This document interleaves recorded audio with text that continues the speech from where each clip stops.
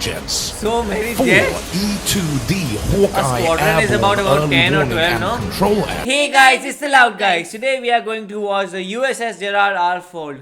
And the thing is, this is one of the biggest aircraft carriers of USA, and it is the most technologically advanced warship ever built. So this is the kind of massive warship we are talking about. Like, India has about 2 to 3 such kind of aircraft carriers, and I think so USA has about so many, they are uncountable. And the thing is, the amount world has and USA has, I think so, a bit more than that. So that is the amount of power US holds over everyone it is, and these are spread over all over the world, you know. Some are in Taiwan, some are here and there, so they just take care of everywhere. And the thing is, the amount of aircraft it can carry, so due to that, it is a great amount of, it gives a great amount of power to USA. So now we'll see what it is about, like, so why it is known as the most technologically advanced warship ever built. Yes, the name of this ship has been kept after the 38th US President Gerald R. Ford. And yes, we have seen a lot of videos regarding US Army, US Navy, US aircrafts, US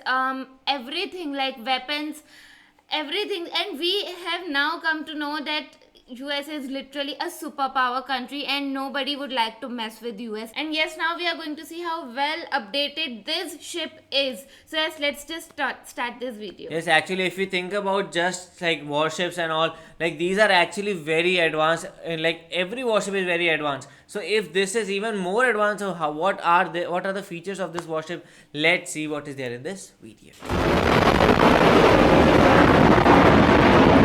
Woo!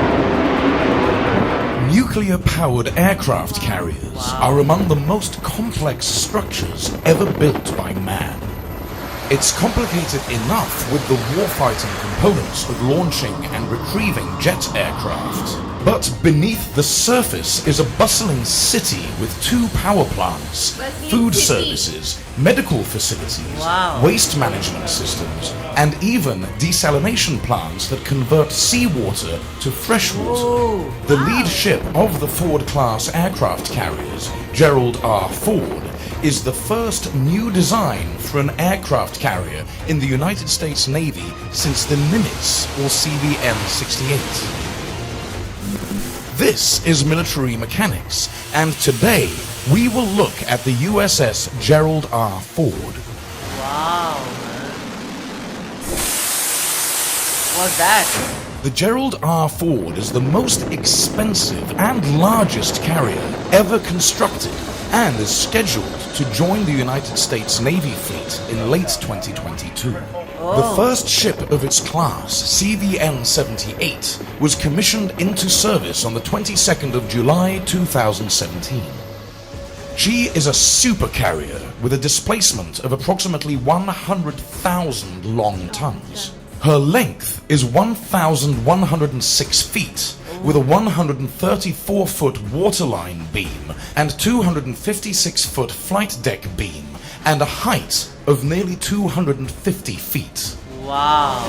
Gerald R. Ford and her sister ships will embark 2 squadrons of 10 to 12 F-35C Joint Strike Fighters, 2 squadrons of 10 to 12 FA-18EF Super Hornets, 5 EA-18G Growler electronic attack jets, So many 4 jets. E-2D Hawkeye squadron is airborne about early 10 or warning 12, and no? control aircraft, and 2 C-2 Greyhound carrier onboard delivery planes. Wow. It will also carry 8 MH-60S Seahawk helicopters.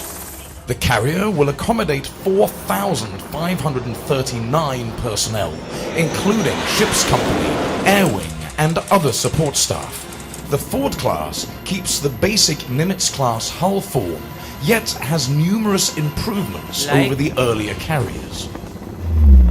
The flight deck of CVN 78 has been completely redesigned and rearranged for 25% increase in the ability to launch and recover aircraft missions. To essentially eliminate horizontal movement within the ship, the Gerald R. Ford was designed with efficient weapon-moving pathways in mind. The modification of the weapons moving pathways and the placement of the weapons elevators on the flight deck will save manpower while significantly increasing the sortie generation rate. So amazing that is. The two new design Bechtel A1B reactors generate 600 megawatts of electricity, which is significantly higher than the output of the Nimitz class's A4W reactors. A 600 megawatt output is equivalent to the average electricity consumption of 260,000 detached houses. Ford will require that power not only to reach its estimated top speed of 30 knots, but also to power the new electromagnetic aircraft launch system, which uses electric currents to generate strong magnetic this fields helps them in, that like, can levitating. rapidly accelerate an aircraft to takeoff speeds. Wow. The new carrier will also use a new landing system.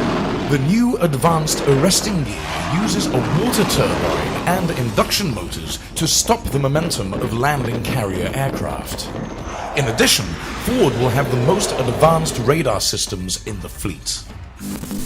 The new dual-band radar, which combines the X-band AN-SPY-3 Aegis radar and the S-band volume surveillance radar, will be installed in the Ford. DBR can search, track, and illuminate multiple missiles, detecting enemy aircraft and missiles and guiding evolved Sea Sparrow missiles to intercept them. Wow. Ford will have 2 Mark 29 missile launchers with 8 ESSM each, as well as 2 rolling airframe missile launchers This for looks so self-defense. fascinating. In addition, it will have 4 Phalanx close-in weapon systems for point defense against aircraft, missiles, and small ships, as well as 4 M2 .50 caliber machine guns. Everything Because of is there in Ford's this large Yeah. electrical capacity, the ship could eventually mount laser self-defense weapons. Laser Her self-defense. entry into active service will once again raise the Navy's carrier force to 11 ships. 11. The Navy's carrier fleet is unique in that it has a minimum force level mandated by Congress. USS John F. Kennedy, the second aircraft carrier to bear the name of the 35th President of the United States, is under construction and expected to enter service in 2024. So there are other ones coming. My god. This video just shows that how powerful US is. Like, it is powerful, but the thing is, it is continuously updating itself, makes it even more powerful. And like many people say that US is the boss of this world, and US does not want to give up that, you know, that repertoire of being that boss of the world, because they are making more and more these kind of aircraft carriers and spaceships. So even if many people say that China will take over in GDP, USA, but I don't think so anybody will be able to take over the military power of USA in many near time, because these ships take a lot of time to make, and they are making them pre-hand. So like, we know that this ship is coming in 2022 end, and I think so it might have came till now. And then we know that there is another ship that is building John F. Kennedy in India. Like, recently there was INS Vikrant that was built, and we were so proud about it. Everybody was like, oh, INS Vikrant is here is here. I don't think so it will be anywhere able to match these kind of ships, but we were so proud of it, and we don't have any other plans to make another one. And I think so if it is, then there would be about 4-5 years gap, but US is doing it about 2 or 3 years gap, and that's how they make sure that they are the dominant force of the world. Yes, US is continuously working on itself to, upgrade its technology one by one.